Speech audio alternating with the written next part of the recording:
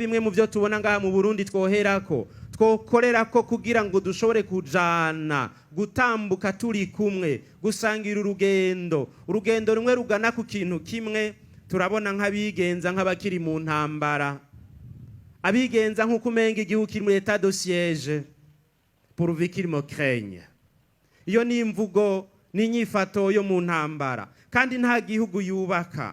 Hari bamwe mu gihugu biyumvira nabi bagategera nabi ubukuru bakabukoresha nko mu gihe cy'intambara, bakavuga nko mu ntambara, bagatwara nko mu ntambara, bagafata bene wabo nk'uko ari mu ntambara, maze bikavyara agacinyizo mu nzego z'intwaro, iterabwoba, ugutinywa, hamwe atawo kwegera ngo agire iryo avuze naho wowe uri mu makosa, ukudahanuza kubera ugumuvugwa kuvuga vyo no kudahanurwa kubera utinywa, bigatuma umuntu aguma akangagurika ngo bose baranyanka, bose barandondera, bose bagomba kunkura, maze akaba hari mu ntambara. Umuntu nk'uwo ntashobora gutwarira abantu neza, bituma utabona kure, ugafata abantu nk'abansi, ukamata ku kibanza ukakiburanira n'ibindi bene ivyo. Twari dukeneye rero abadufasha ngo ntidusubire inyuma. Inyifato nk'izo ntizituma tujana, inyifato nk'iyo ku murongozi ntituma dutambuka tugenda ku rugendo rumwe tugana intumbero imwe. Ubwa kabiri, hariho abatagira intumbero. Bamwe muri twebwe batagira vision, uwo babazi iyo bariko barajana kirya gisata ugasanga biri mu mpapuro mbwa mu mutima no mu mutwe atabiriyo, bakabaho ku munsi ku munsi, bakarongora ku munsi ku munsi, bagakora bikurayo nabi atamugambi by'ukuri bafitiye igisata, bafitiye igihugu, maze n'intumbero zivuye ku barongozi bo hejuru zikazohera mu mpapuro no mu majambo gusa. Bene ivyo biraryanisha abantu, bituma igihugu kidatera imbere, nta bumwe buba buhari, bituma twisamburirako kuko ntaco dushikako. Ubwa gatatu, uguhahamira itunga ryihuta, souci d'enrichissement rapide. Mu bihugu bikenye, si twebwe twenyene, bamwe bahurumbira kuja hanze guhunga ubwo bukene, hagukora bashima kugenda hameze neza atari bo bahagize neza, bagashima kwigira ngo bisigare birononekara iwabo, kandi abakora ivyo nababa barateye imbere mu bwenge, bazi ibintu, bashoboye ibintu, bagahimbarwa nuko babitaye, maze bakagenda aho vyo bimeze neza gusumba. Abandi nabo abasigaye baca barondera ingene botunga binyarutse, bituma rero ibihugu byacu bikena gusumba. Usanga vision abantu bafise ari bonyene. Umuntu ntategerezwa kuba umutunzi. Umuntu ntiyahamagariwe kuba umutunzi. Ntitwaremewe kuba abatunzi. Ntitwaremewe gutunga ibintu byose ngo tuvyiyegeranirizeko. Twaremewe kuringaniza iyi si no kuyibako neza, kubaho ufise ibyo ukeneye, abawe bafise ibikenewe ngo babeho neza. Uwo ni wo muhamagaro wacu, nico tworondera. Uwo soma neza ijambo ry'Imana yosanga ritwigisha kwikura ivyo dutunze, kubitanga, kubifashisha boro, gutunga Imana, itunga riziba umutima, itunga ritesha ubuntu. Abatunzi bizobagora kwinjira mu bwami bw'ijuru. Niho dushobora gutegera n'ijambo corruption mu Gifaransa. Rirya jambo risigura mu Kirundi igiturire, mugabo sivyo gusa. Ijambo corruption dukunda gukoresha cyane, mbere no mu Kirundi twumva, rifise insiguro zine kandi zose zirafatanye kuko riva muri vuga rimwe, corrompre. Iryo rivuga risigura décomposition, alteration. Umuntu bavuze ko ari corrompu, harimwe akantu ko kuvuga ko ari kwarononekara muri we, ari kwaratituka. Pourriture, putréfaction, infection. Ivyo bintu biba birimwe muri iryo jambo, nuko bibishe kumva, nuko bibishe kuvuga bivuga ku muntu. Ariko corruption nico bisigura. corruption kirasigura alteration du jugement, umuntu atakivuga ibigororotse, atakivuga ibitunganye, umuntu ari corrompu moralement, umuntu atakimenya gutandukanya ikibi n'iciza. Nabo bariho kandi batuma dutandukana, batuma tutabona iyo tuja. Ubwa gatatu hariho corruption morale, ugasanga umuntu afise inyifato zitabereye, yigenza nabi, akora ibidakwiye, arasambura, turaza kubibona imbere. Ubwa nyuma rero corruption ni ico kintu umuntu akoresheje kugira ngo akoreshe ubundi de manière corrompue, azituma ngo igiturire, n'uburyo nkoresheje kugira ngo umuntu yigenze nk'uri corrompu, nk'uri kwarapfa.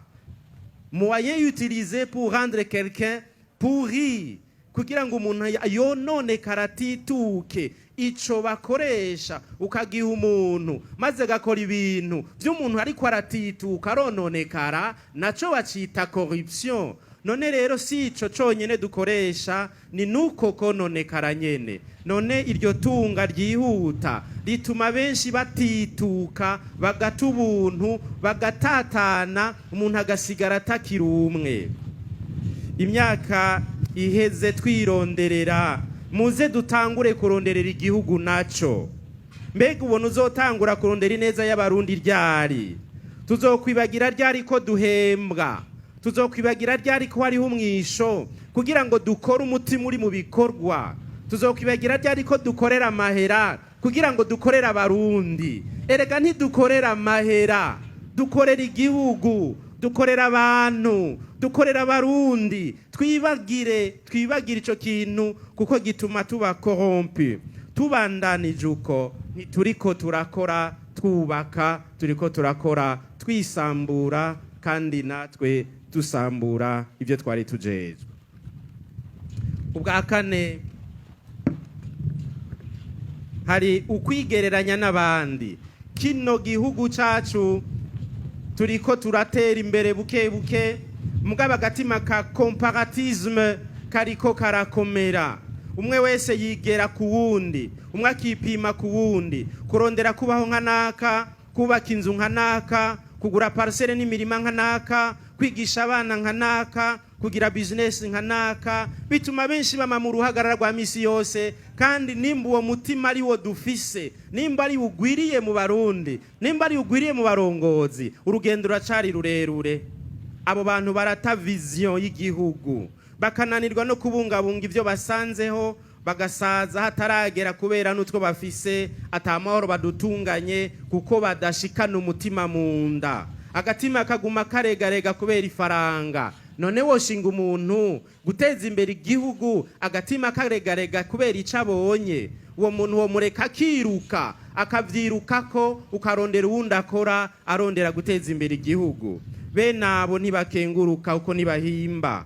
Inyifato bene izo zituma tutagenda mu bumwe. Ubwa gatanu, ukwitiranya ivy'igihugu n'ivy'iwacu.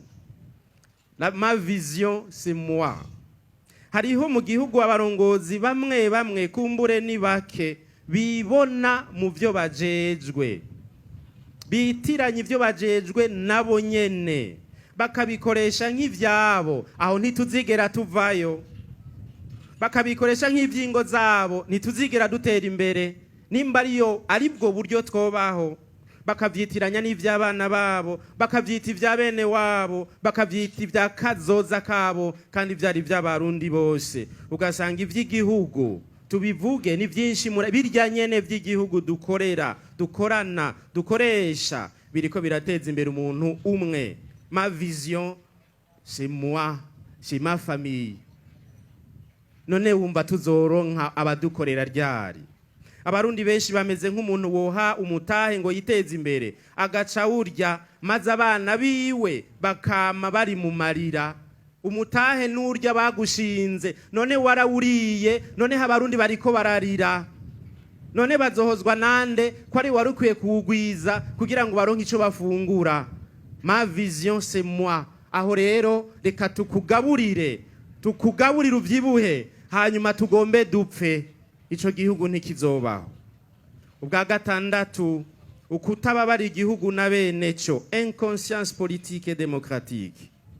Bavukanyi, hariho bamwe mu barongozi batanezwa igihugu batagikunda, batibuka ingene abarundi bakomeretse, batibuka amagorwa twabonye, batibuka abantu twabuze, batibuka ko imitima yacu kuri bamwe ikiri mu mutwe, batazi ingene dushonje, batabona ingene ejo bizohava bimera. Ugasanga umutware yimenye, yaramenyereye amarira y'abantu, yaramenyereye amagorwa abantu barimwo, ati reka barire niko bama, narabamenyereye. Uwo muntu none azodufasha iki? Ukamengo naho abantu bogorwa ntaco bikubwira, bene abo ntibari mu kibanza cabo. None twobitsinda gute ibintu nk'ivyo?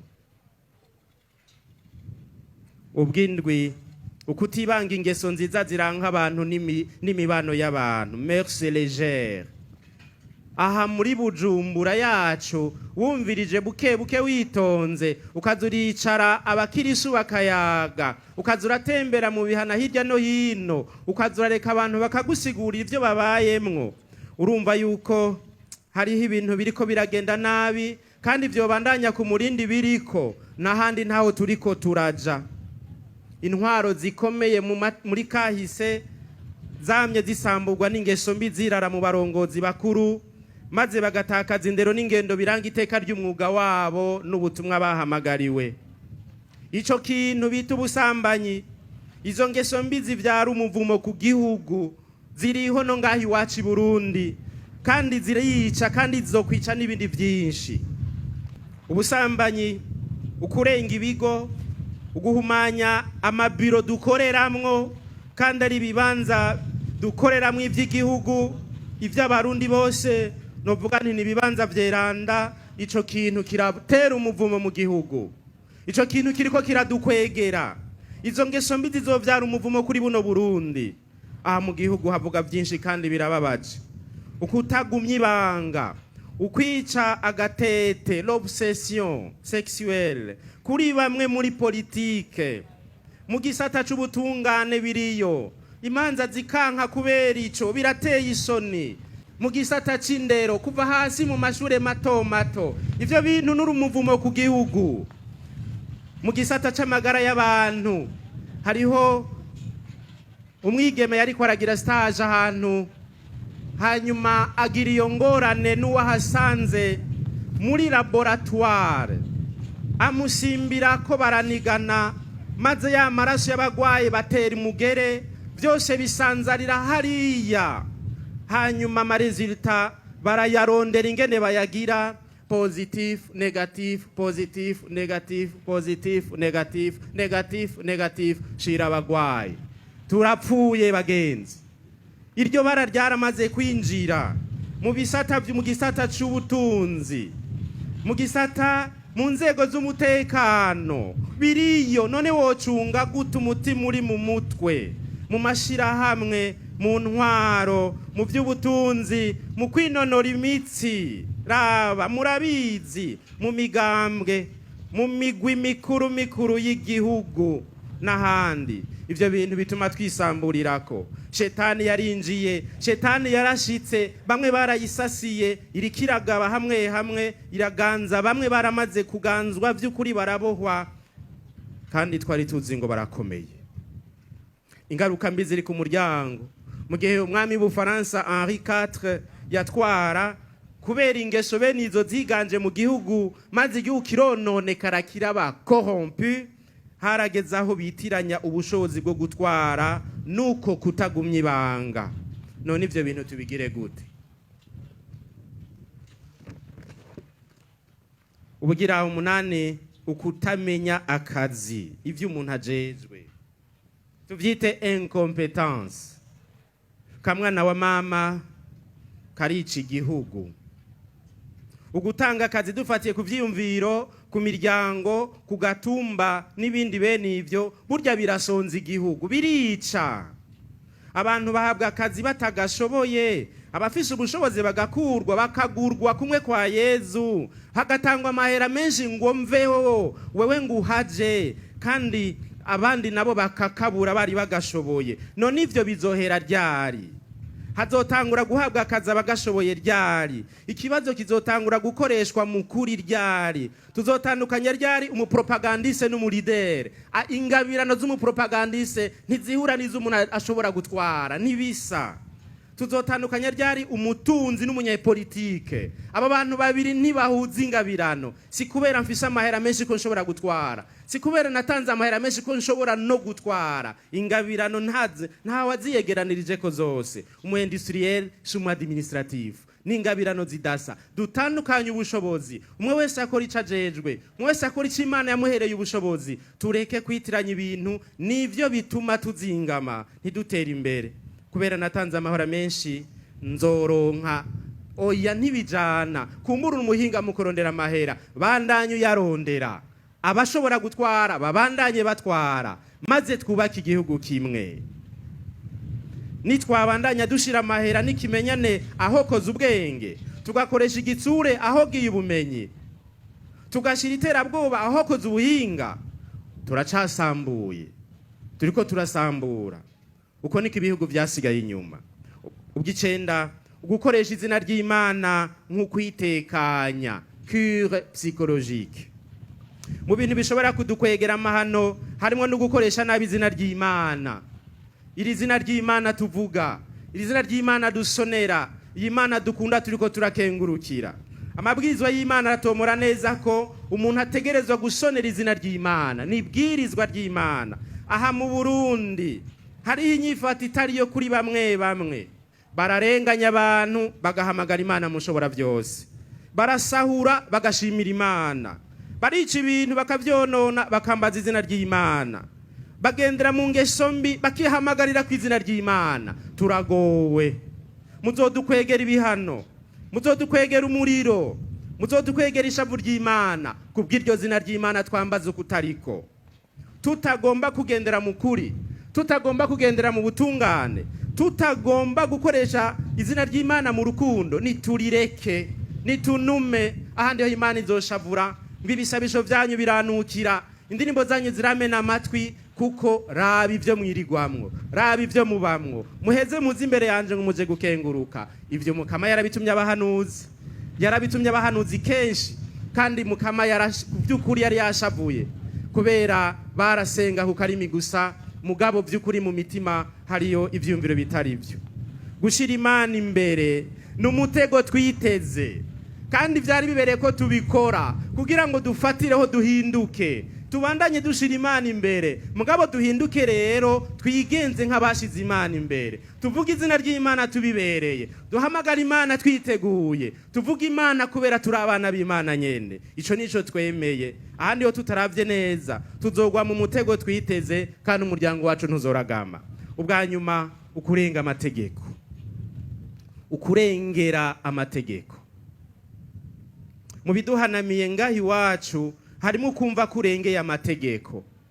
Aka kantu ko tubona mu barongozi bamwe bamwe baca bavyibuha mu ndwi imwe, bakavyibuha kubw'ivyiyumviro, kumva ko bahambaye cyane, bakumva ko barengeye n'amategeko, biratuma tudatera imbere, kuko twebwe bato bato duca tubura n'ingene tusubira kubita abasuku bacu.